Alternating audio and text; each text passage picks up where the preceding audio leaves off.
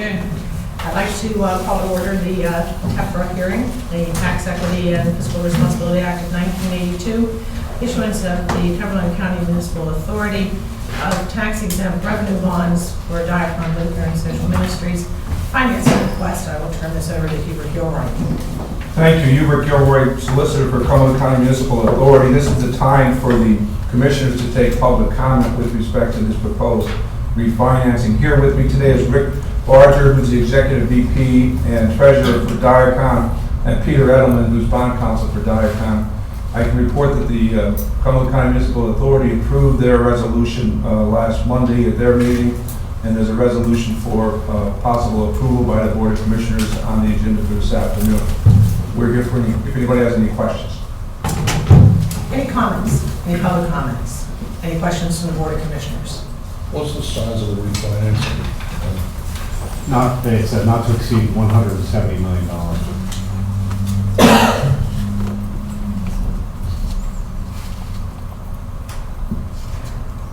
What was the last one? We did a refinancing in April that we closed in April of 2014. It was a variable rate debt. Okay. What was the amount? I think it was 99 It was approximately $90 million. Oh, no. Mr. Solicitor, do you have any additional questions, concerns? I do not. No. Any other questions? The only other question I had is there was an agreement, maybe you could just explain it to us again. There was an agreement entered into for 10 years, I believe. Last year, yes. Okay, and that involved essentially whether or not Diacon would look to exempt certain That's property right. from its property tax. That's right. Back in, I think, '09, there was a similar agreement requested in by your solicitor, Mr. Short. And then when they came into the refinance last year, they basically re-upped the agreement for a term of 10 years. We provided that agreement to you in conjunction with the resolution. Okay. Well, just to refresh my memory, that essentially means that we will continue to collect property taxes on Diacon properties, until over the next 10 years. Over the next 9 years as of now, 10 years from last year. Okay. And only the properties that were identified in that, I think it's the assisted living units, which were the issue that I think Mr. Short had at that point. And you might recall that once he raised that issue, anybody who came in before the authority, any nursing care facilities that had those units, we suggested that they expect the same type of agreement. Hubert, just so the record, we pay tax on the independent living units at Cumberland Crossing. The personal care, assisted living, and the skilled nursing facility have an exemption from taxes. I misspoke, yeah, the independent. The independent living. That was the one, there was some litigation, and Ed identified that. He says, rather than fighting about it, if you want to use our authority in the county to do it, we'll just ask you to just leave them on the tax rolls. Right, okay. All right. Well, thanks for that refresher, I appreciate it. Any other questions? We'll close this hearing. I'd like to call to order the salary board for April the 13th. Member, roll call, please. Commissioner Cross? Present. Commissioner Hertzler? Here. Commissioner Eichelberger? Present. Deputy Controller DeGrosa? Present. Is there any public comment to come before the salary board? Hearing none, is there a motion for the approval of the minutes for March 30th? I'll make the motion to approve the minutes from March 30th. Is there a second? Second. Any further discussion on the minutes? All those in favor? Aye. Any opposed? Item number 5 is the approval of the salary board actions. Is there a motion to approve those actions? I'll make a motion to approve the salary board action. Is there a second? Second. Is there any further discussion on the salary board? All those in favor? Aye. Aye. Any opposed? Is there any other business to come before the salary board? Hearing none, we are adjourned. You can stand if you're able. You join me in the pledge of allegiance by saying, I pledge allegiance to the flag of the United States of America and and to the republic for which it stands, one nation, under God, indivisible, with liberty and justice for all. I'd like to call to order the Board of Commissioners meeting for April 13th. Roll please. Commissioner Cross? Present. Commissioner Herzler? Here. Commissioner Eichelberger? Is there any public comment to come before the Board of Commissioners? Hearing none, item 4 on the agenda is the approval of the minutes of March the 26th and March the 30th of this year. Is there a motion to approve those minutes? Madam Chair, I'll make a motion to approve the minutes of March 26th and March 30th. Is there a second? Second. Is there any further discussion on the minutes? All those in favor? Aye. Any opposed? Item number 5 is the approval of personnel transactions. Is there a motion to approve those personnel transactions? So moved. Is there a second? Second. Is there any further discussion on the personnel transactions? All those in favor? Aye. Any opposed? Item number 6 and item number 7. Item number 6 is the proclamation and press release for Public Safety Telecommunicator Week.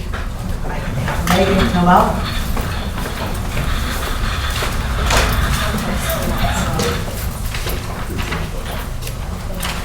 I'll let you stand up there and I'll talk. Well, and this is always a great week. It is a nationwide initiative established in 1991. It recognizes the hard work and accomplishment of not just Cumberland County, but the National Public Safety Dispatchers. But some numbers for Cumberland County. I can tell you in 2014, 911 dispatchers answered 314,587 incoming calls, dispatched nearly 200,000 incidents. And for those of you that may not be familiar, Cumberland County also answers 911 calls for Fulton County. So on behalf of the Board of Commissioners, it's a great pleasure to acknowledge the hard work and proclaim April the 12th through the 18th for Telecommunicator Week. Excellent. Good. And Megan, you've got some more to add. Yeah, just, this is the one week a year that we try to spotlight these folks. And we actually have a presentation after this to further highlight what they do each year. They are kind of unsung heroes. Folks often disconnect with them and we never speak or see that person again, never know how a call ends. People just kind of forget we're there until they need us. So it's important that we highlight them once a week. We'll be doing so on social media throughout the week. We welcome people to join us with the hashtag #ThankDispatcher. And we've been getting a lot of community, positive comments from the community today already on Facebook and on Twitter. Folks telling us personal stories of how dispatcher has helped them or just saying thanks. So we appreciate that. We'll make sure it gets into their hands to see because that's something they don't often get. It's just a simple thank you. So. That's a great segue. I'll give you this and start on the next one. First. Yes. It is with great, great pleasure that the Board of Commissioners recognizes the life-saving efforts and also to present with you the 911 Life Safety Pin. I'm going to read a little bit of this, that on March the 30th, Kara Kirkendall provided life-saving pre-arrival medical instructions to a caller that assisted in the successful resuscitation of a patient in cardiac arrest. I'll read down a little bit further. Using the emergency medical dispatch, she instructed the driver to pull to the side of the road and remove the victim from the vehicle. She then gave detailed instructions to the caller and assisted in performing CPR for nearly 10 minutes until EMS crews arrived on the scene. It was then discovered, and kind of a full circle here, that the individual was suffering from a heroin overdose, which we have heard about in this county over and over again, and was administered Narcolepsy as the reverse signs and symptoms of cardiac arrest. The patient was breathing and alert en route to the hospital. Thanks to your hard work, your attention to detail, and the emergency medical procedures that you follow. We cannot, as a Board of Commissioners, thank you enough for what you do 24/7, 365 days a year. Thank you very, very much.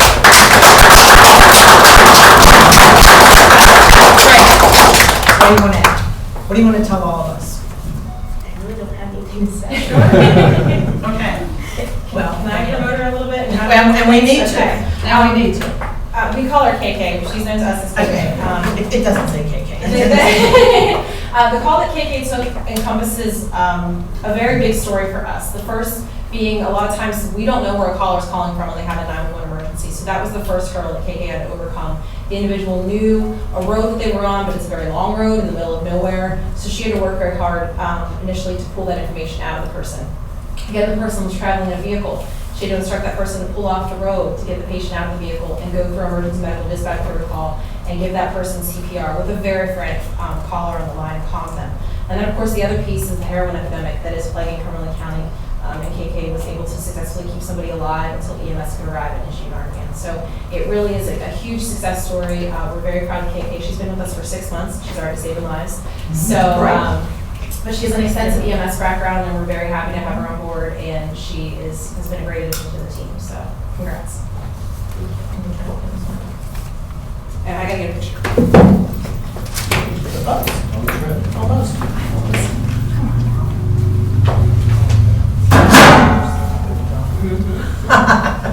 Step over this way. We don't get in? Great. All right. Lens is off. That's a good thing.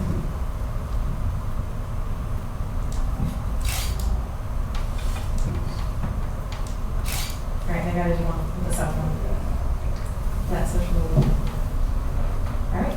Perfect. Thank you so very much.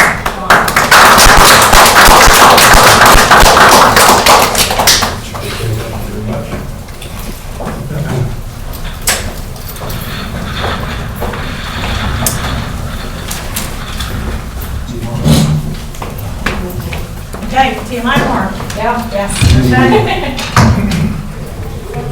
Item number 8 on the agenda is the approval of resolution 2015-8, budget adjustment. I'll make a motion to approve resolution number 2015, item 8.